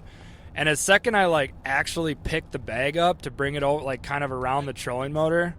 I don't know. I mean, I know you're describing it really well, but the fish is still in the water, everybody, by the way. We're not trying to hoist the net over the trolling motor. No. Just walking it around the boat. Yeah, just to the point where, like, I'm getting enough lift to make sure the net's not getting on the trolling motor or anything. The fish is in the water, but, like, you can still feel the weight of the fish. Yeah, I'm not bringing it across the center console of the boat. But, like, the second I, like, start bringing it around the trolling motor, I get a better look at it, and I feel how heavy it is, and I just shut up. I was like, oh, nope, that's way bigger than 46. But I didn't want, at this point, didn't want to say anything. And then I'll let, you know, Gus take over from here. But that was when I knew it was definitely a different one than the ones we've been playing with so far. Yeah, it actually, so it ended up more or less kind of T-boning the bait more. The back hooks were actually hanging out the side of the mouth and never even in the fish at all. Maybe they were, I don't know. There's a lot of thrashing once it got in the net. And then the front hooks were hooked like right in the corner perfectly. So it was a super clean. I got my hand in her mouth, and that was the part when I heard the number 46 and I put my hand in the mouth and all those just kind of doing the guide thing a lot. I handled pretty much most of the fish on the week, taking hooks out, especially like when one of you guys first, like, right away caught it. It's sometimes not great to have the angler that just caught a big fish go and handle the big fish because they have so much adrenaline and they're shaking and they just, like, won't be able to, like, grab it and maybe make, I don't know, just shaking to where, I don't know, it could cause some harm. The hook, it rushing and everything, like, you might miss the hook as it's trying to thrash, this and that, cut it, whatever. Didn't need a cut or anything, and I still have a shit ton of adrenaline, but I grab it and I'm like, this is different than every fish we have grabbed this week. And I put my hand in a fish up to 47 3/4 as of yesterday or whatever, and I think the big fish on the year up in northern Wisconsin is a 48 on the year. So, and I was just immediately like, all right, new caliber. This is a new caliber. It is definitely wide. Can't tell, this Net Buddy net was new for this year, and I think maybe the bag was a little bit different than last year, so I couldn't tell with it laying down in there, and she came unhooked really easy, but also like kind of still could have drug her around the boat, around and around, like hooked really well. And Max pops the camera in my face, gets the light on because it's getting dark, and I'm like, I think I'm gonna measure this one before we take some grip and grins, because like I think this is like getting a little bit more special than we think. And slap it on the board, and immediately she crosses the red line, and actually we saw 50 and a quarter, and I'm freaking out, and I didn't realize I had the nose quite on the board, barely, and I put it on, and it still crosses just over 50. It doesn't quite make it to the 50 and a quarter, so I got my first 50 casting with the fellas, so that was an extremely special moment. Started cheesing like an idiot with the light on my face. Half the pictures are just me looking like, freaking out. Most of the ones that I think look better when I'm looking at the head or the tail, where I have a normal face going on. Psycho smile, just absolutely stoked of what you're holding. Yeah. Yeah, it was pretty funny. So we're filming this adventure for an eventual YouTube video, and I get the camera, and we're all like, dude, congrats, like we're really, really pumped for you, like this is awesome. We're a little bit camera shy, we're new to the YouTube thing, so like we're not great at that, I would say. Yeah, that was not bad, Gus. Yeah, we're like, be cool, calm, collected, whatever. Camera shuts off, and we're like, oh my god, Like, we started, we're like, hell yeah, dude. That was like, storybook, whatever. We're drinking some whiskey, taking a couple shots of celebration, and it's a pretty awesome moment. I don't know, couldn't really script it up. Yeah, like it wasn't like quite a buzzer beater. We still had one more day to fish, but it felt like kind of a buzzer beater in a way, where it's like, the trip's winding down, your opportunities are limited.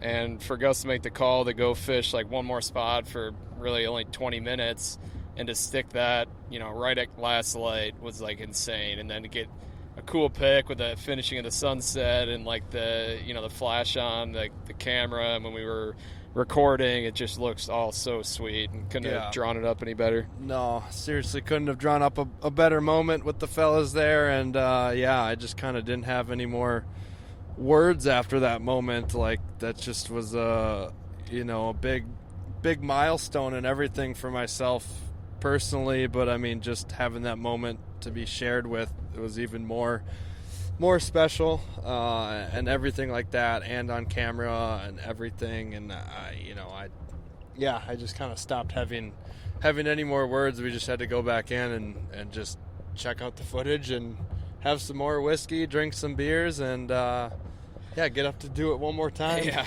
Just kind of psych ourselves up to and be like, this is what swims up here. Like, we've boated some really, really nice fish. Yeah.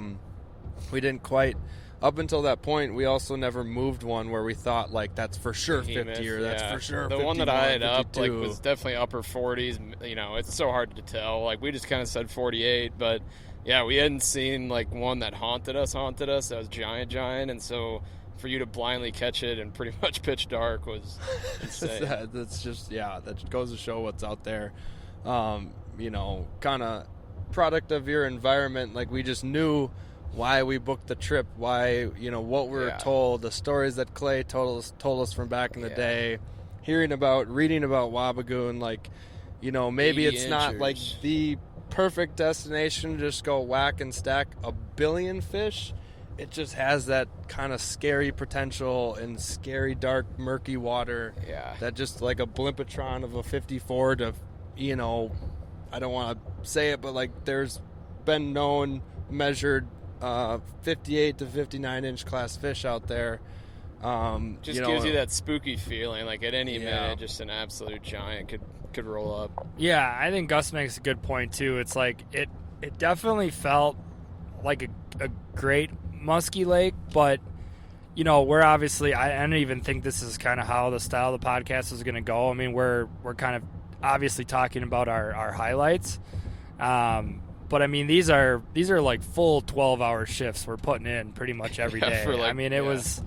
Obviously, we're talking about the action and everything, and this is like kind of the stuff that we've heard of when you go to Canada, whether it's Lake of the Woods or Eagle. Sometimes you get these crazy bite windows or the double follows, stories like that. But I mean, like we were talking about the day prior, or that day before Gus caught his 50. I mean, we got out there at 9 o'clock, and he caught that fish at 8:42. It was the first fish we caught casting that day. It's crazy too. It's nuts to think about. I mean, this is why we did the trip though, right? Like, we did it to musky fish. We're like super headstrong on that of like, we're just gonna put in the time while we're up here because we get this like one trip this year to do it, something like this. So I just kind of want to make sure we're putting things into perspective as well. Like, we each had a 2 full day stretch where we didn't catch a fish. Like, we each went through a 2-day drought at some point in the trip without catching a fish. Yeah. At least 2 days. I mean, that first 3 days, I was the only one to catch one. So, like, fishing, whatever that math is, a lot. 36 hours, I guess, roughly. Well, no, probably 29. 30 hours, yeah. 29, 30. Yeah, and then morning into the next day. I mean, we grinded before, like, kind of piecing it together. And even when we pieced it together, like, getting fish to stay hooked. And the grind was our choice. The day when Gus caught his big one was a frickin' grind. Like, didn't see. Oh my God! Yeah. Didn't catch one casting until the 50. And doing our final day was a lot of that same grind. Then we go into the last day and we're like, let's go back on these, A2, Taj Mahal. The other spot we called the Moose Knuckle. Moose Knuckle was crazy. That shit was crazy. And we went back on all these just absolute dynamite spots that we had found, and I'm calling them dynamite because we legitimately tried so many other spots that ended up being dead, and so many other little nooks and crannies that were dead right next to them, and just like good cabbage that we were finding right there, and we go back there and just wanted to finish the trip going to like all of our best spots. Just like what we figured out all week, and just go all the best spots, and we go there, and it sucks. Not sucks, but it's not really the same tough. At all. Maybe see one fish, maybe, and just couple side image follows. The spots go from like visually or marking like 3 to 5 in a trip through the spot to 0 to 1, and we're like rut row, and then we catch a couple pike in them. Not that was a bad thing, actually. Catching pike in the spots that we were catching muskies was extremely constant. Yeah, we had some nice pike up in our boat up to 38, and Clay, Jamie, Josh, they got one up to almost 42. So really beautiful pike there that were just pike. Also, insane thing about the pike is they were hammering baits in the figure 8, and they were smashing giant baits out in the cast and in the figure 8. Like pulling lines straight like horizontally through the water. Like, you knew it was a pike, so it was just making these big runs.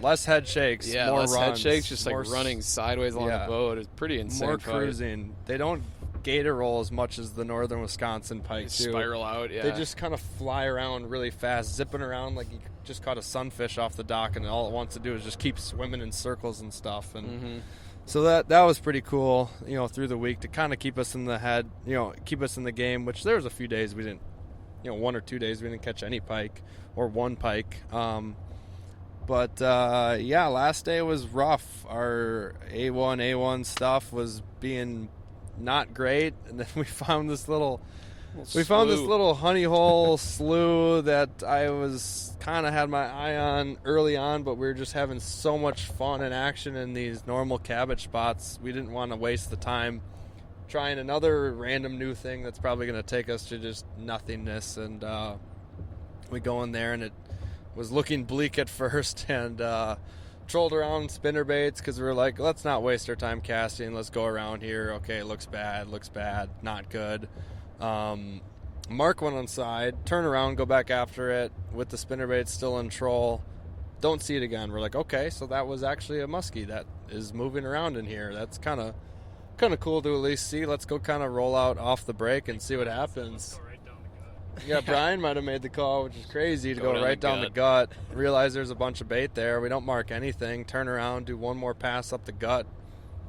Rod just starts releasing line just super fast, and I'm like, Max was driving. I was kind of like looking back, also looking on like side image. I'm like, we didn't mark anything. Like, is there a tree out? No.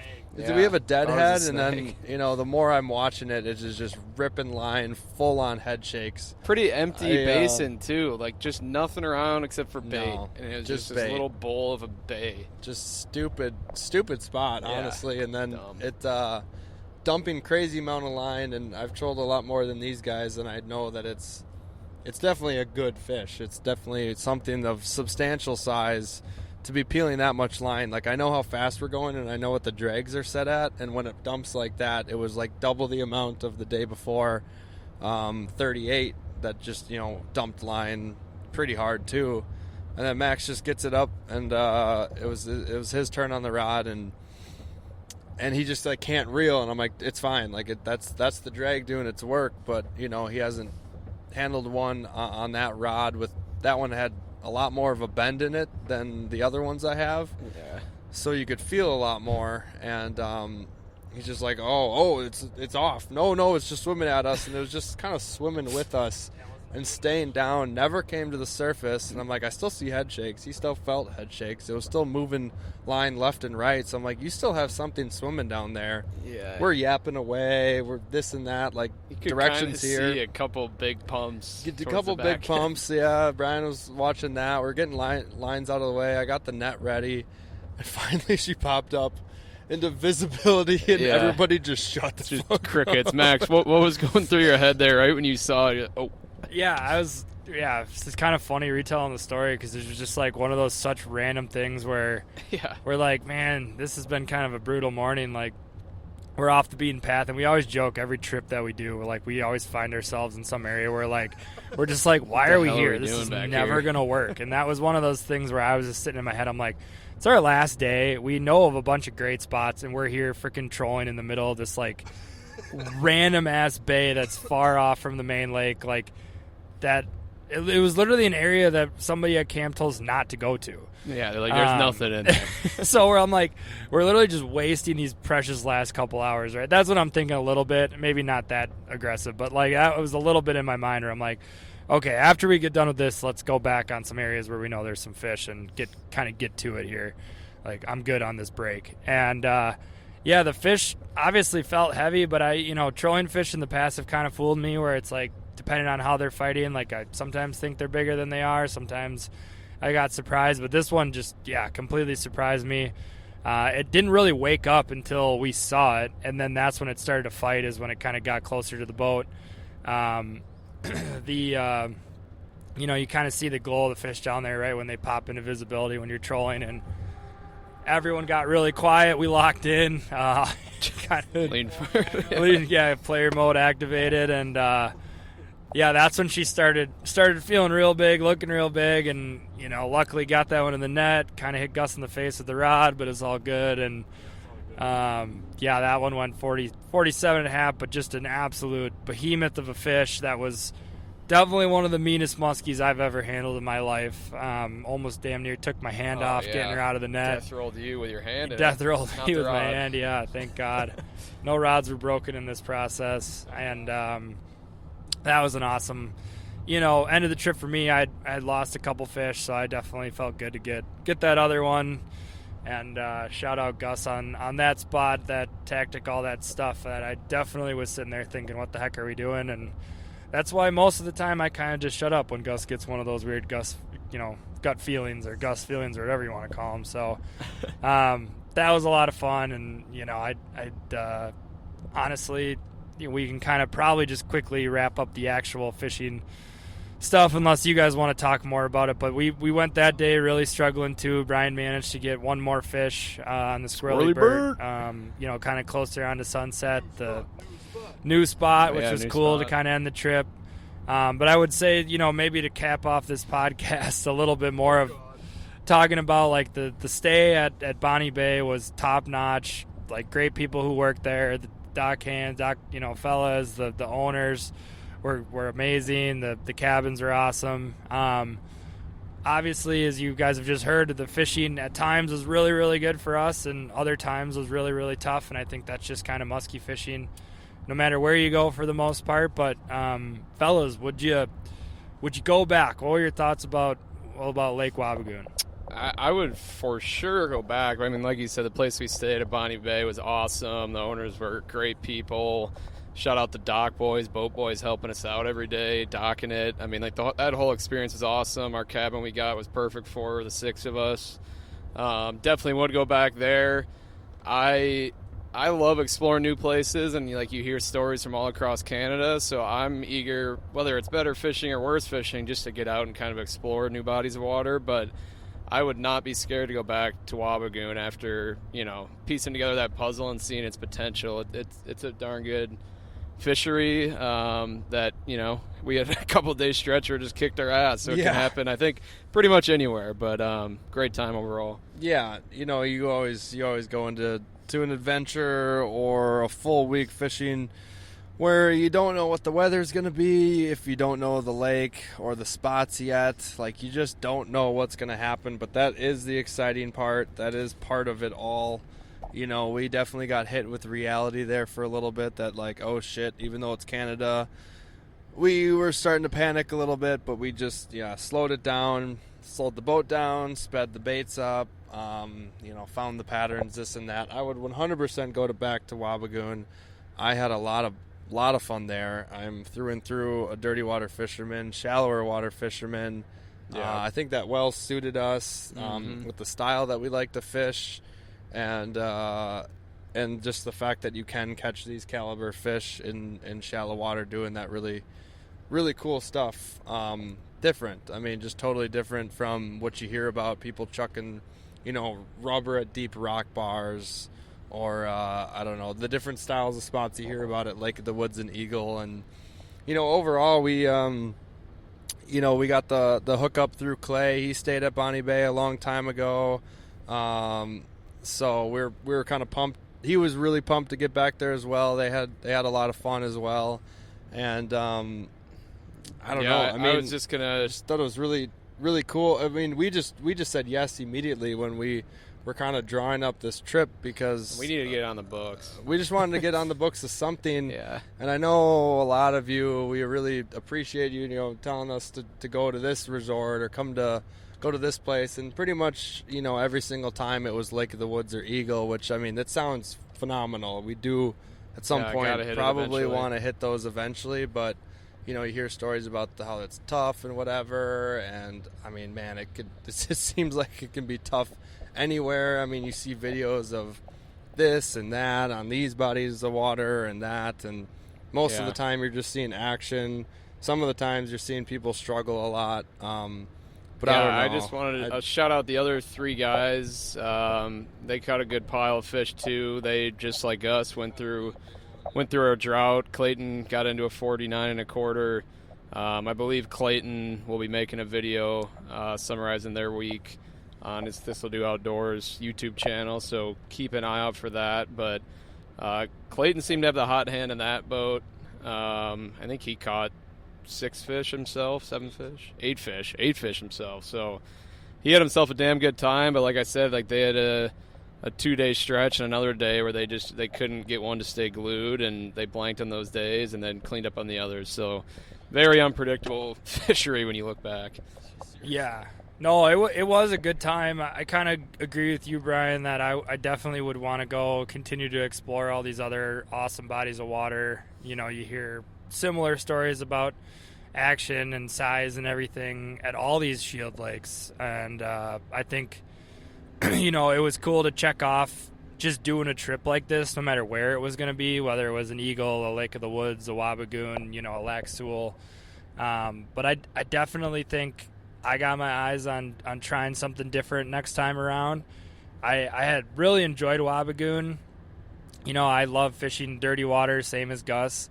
I think, the one thing I would say is if you're doing a trip like this, for me, a little bit is sometimes you want to fish, some new stuff, some new water clarity, some new, styles of fishing to kind of maybe broaden your horizon. And so I think that's where I would be a little bit more inclined to get into some little bit clearer water.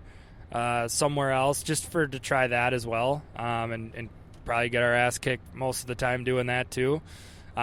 Because this, the one thing I'll say is, like, if you're not a dirty water fisherman or don't like dirty water, seriously, this is not should probably not be on the top of your radar. I say that, I guess, with obviously, if it blooms and you're in a clay runoff, you literally can't see 3 inches under the water. But it was a really cool body of water. I mean, there's a lot to explore. There's a lot of spots to fish.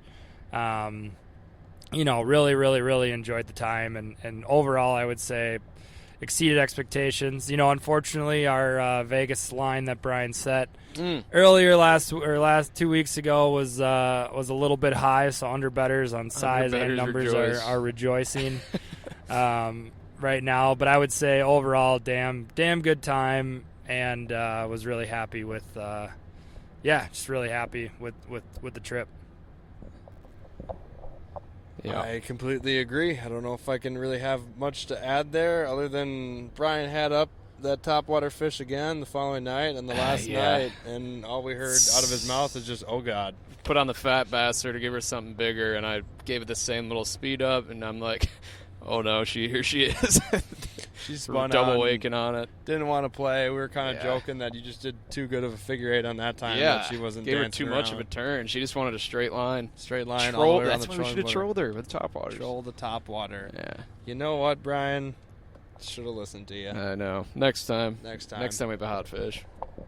No, great trip, fellas. I don't even know what else to say. Shout out Tim Hortons.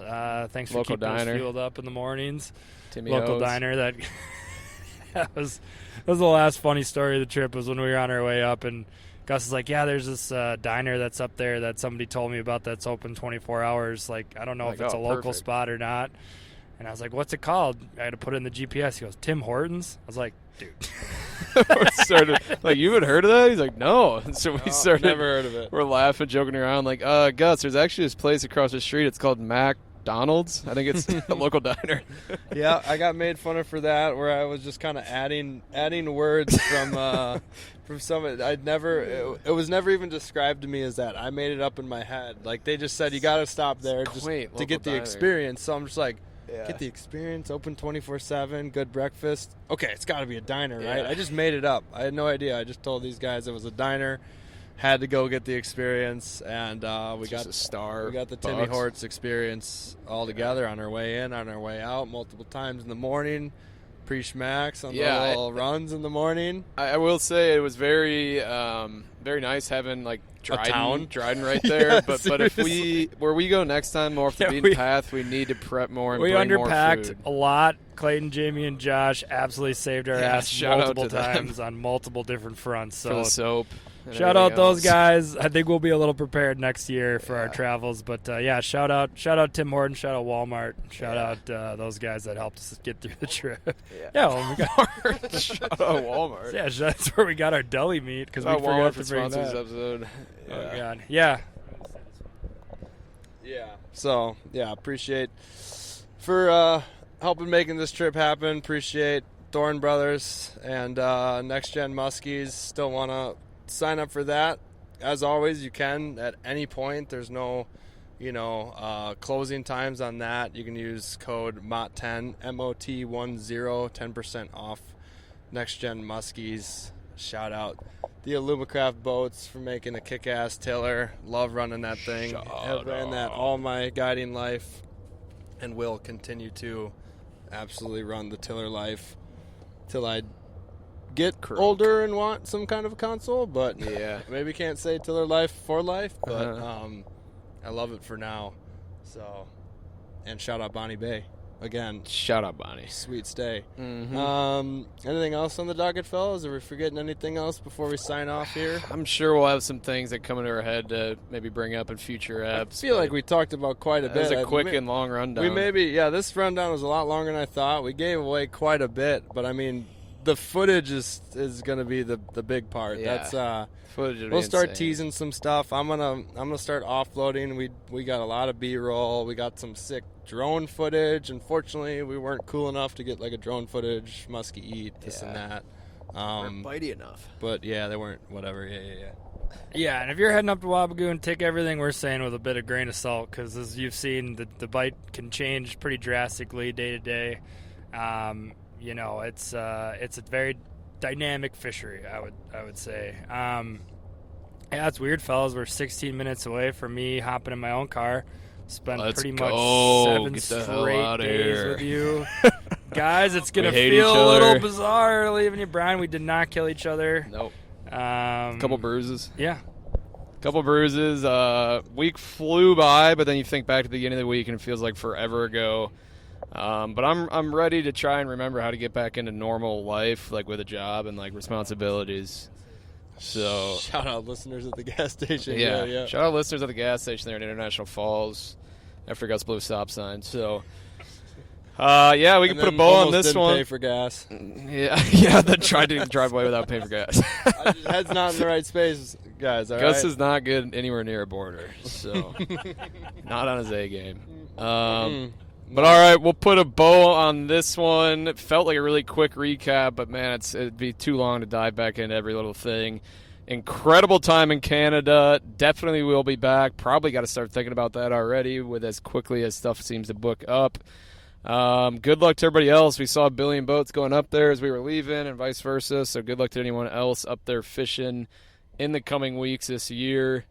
What else we got? I got to remember what real life is. What's coming up? Anything? We got Labor Day in a couple weeks. We got our fantasy draft weekend. Weekend. Fantasy football is going to be starting. Football starting. College football has already started this coming weekend. Yeah. This coming weekend. We're back in OH. IO season. Catch you on the flip.